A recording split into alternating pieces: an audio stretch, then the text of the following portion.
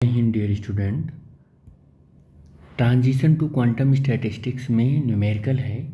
ये न्यूमेरिकल क्या कह रहा है? कह रहा है कि the density of the zinc की डेंसिटी इतनी गिवन है। तो डेंसिटी हम लोग लिख लेते हैं, कितना है 7.13 ग्राम पर सेंटीमीटर क्यूब। अब 7.13 10⁻⁻³ ये किलोग्राम में हो गया, और ये इसको मैंने सेंटीमीटर से मीटर क्यूब कर दिया इसको, तो ये 10⁻⁻6 हो गया। सही करेंगे तो 7.13 10⁻³ और ये किलोग्राम पर मीटर क्यूब हो जाएगा। कितना हो जाएगा? पर इतना मीटर क्यूब हो जाएगा। अब कह रहा है कि एंड एटॉमिक वेट, जो एटॉमिक वेट होता है जिंक का, वो कितना है? Atomic weight 60। ये एटॉमिक वेट कितना है?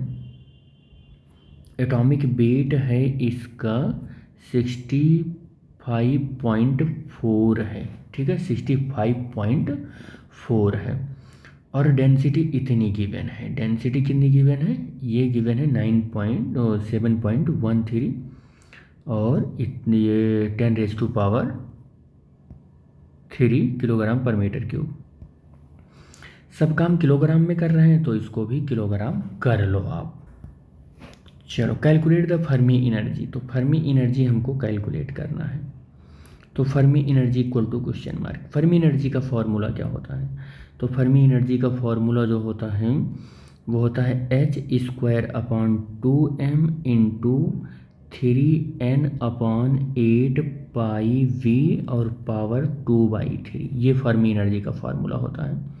आई होप ये फार्मूला सबको याद भी होगा कि किस तरीके से फर्मी एनर्जी कैलकुलेट करेंगे। चलो, EF is equal to H की वैल्यू यहाँ से उठा लो। एच की वैल्यू कहाँ? ये गिवन, एच की वैल्यू नहीं गिवन है। तो चलो, एच की वैल्यू अगर नहीं गिवन है तो 6.6 × 10⁻⁻34 जूल सेकंड होता है। कितना होता है? जूल सेकंड होता है। ये वैल्यू भी रेडीमेड वैल्यू है, और आई होप ये सबको आप लोगों को याद भी होगा, जूल पर सेकंड होता है।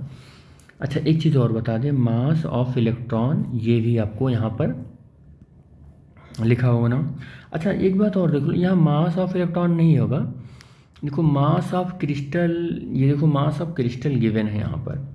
मास ऑफ क्रिस्टल 7.7 10⁻⁻31 किलोग्राम, ये गिवन है। ठीक है, सारी वैल्यू पुट करो। 6.62 × 10⁻⁻34 और इसका होल स्क्वायर है, और 2 लिखना है। m की वैल्यू कितनी है? 7.7 × 10⁻⁻31 है। हाँ ठीक है, -31 और किलोग्राम में है, तो ये हो गया 3। और n की वैल्यू हमें अभी नहीं मिल पाई है, n की वैल्यू को एज इट इज़ रहने दो आप, और 8π। और अब देखो यहाँ पर थोड़ा सा मैं काम बना रहा हूँ, 2/3। मैं वेलोसिटी वॉल्यूम को लिख रहा हूँ मास अपॉन डेंसिटी लिख रहा हूँ। यही तो फार्मूला होता है, मास अपॉन डेंसिटी लिख रहा हूँ।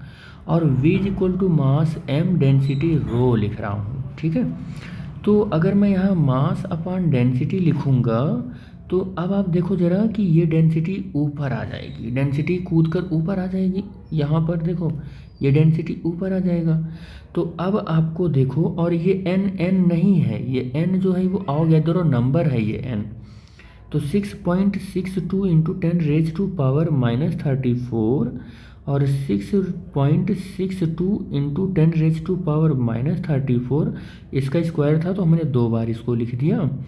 और 2 × 10⁻⁻34। अच्छा, ये एक चीज़ यहाँ मिस हो गया, 7.7 नहीं लिखा मैंने, 7.7। और ये हो जाएगा 3 और इंटू NA लिख रहा हूँ यहाँ पर, और इंटू रो और अपॉन 2/3। और यहाँ पर देखो पाई भी मिस हो रहा है, पाई यहाँ पर है देखो ये, तो 8 और पाई, और इंटू यहाँ पर जो मास है वो मोलर मास है, ये भी याद रखना, ये मोलर मास है। यहाँ पर चाहो, यहाँ पर यूनिट मत ही लगाओ आप, मोलर मास है ये, तो ये क्या हो जाएगा? मोलर मास हो जाएगा, मोलर मास हो जाएगा। अब ये पूरी वैल्यू पुट करो आप, 6.62 इंटू 6.62 इंटू 10⁸ और ये 6 माइनस, हमने डिग्री सही कर ली है, और प्लस 31, ये 31 ये ऊपर ले गए हैं हम, 2 इंटू 7.7 इंटू, देखो 3 और एन ए की वैल्यू कितनी होती है, 6.023 इंटू 10⁻⁴ कितना होता है, ये वैल्यू आप बताओ, ये वैल्यू कितनी होती है 23। अब ये ग्राम में होता है, याद रखना, ये वैल्यू जो होती है ये ग्राम में होती है आवोगैड्रो की ये जो वैल्यू होती है। लेकिन अब मैं अगर इसको किलोग्राम में कन्वर्ट करूँ, किलोग्राम में अगर मैं सॉल्व करूँ तो सॉरी, आवोगैड्रो का नंबर ही यही होता है, सॉरी यही नंबर ही होता है, यही नंबर ही होता है शायद, मेरे यही होता है, ठीक है, यही वैल्यू रखकर मैं सॉल्व कर ले रहा हूँ।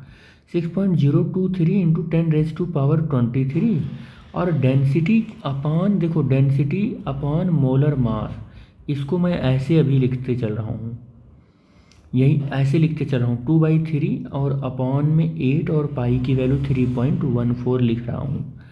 और ये जो वैल्यू है इसको सॉल्व कर लो आप, इसको सॉल्व कर लो तो कितना हो जाएगा कैलकुलेटर से, 6.62 इंटू 6.62 और डिवाइड करो इसको, डिवाइड करो 2 से और फिर डिवाइड करो इसको 7.7 से, तो ये सॉल्व करोगे तो 2.8457402597 इंटू 10⁻⁴। अब देखो 68 में से माइनस करना है 31, तो ये कितना हो जाएगा 10⁻⁻37 हो जाएगा। और ये आप सॉल्व कर लो कि 6.023 और इंटू मल्टीप्लाइंग बाई 3 और डिवाइडेड बाई कितना हो जाएगा, डिवाइडेड बाई कितना हो जाएगा 8 और फिर डिवाइडेड बाई 3.14, तो ये आ जाएगा 0.7193073248 ये आ जाएगा, और इंटू 10⁻23। और अभी देखो इसकी वैल्यू यहाँ पर ये गिवन है, ये 7.13 10⁻7.13 इंटू 10⁻3 ये वैल्यू गिवन थी, और अपॉन में मोलर मास आपको कितना गिवन था 65.4। चलो इसको सॉल्व करो।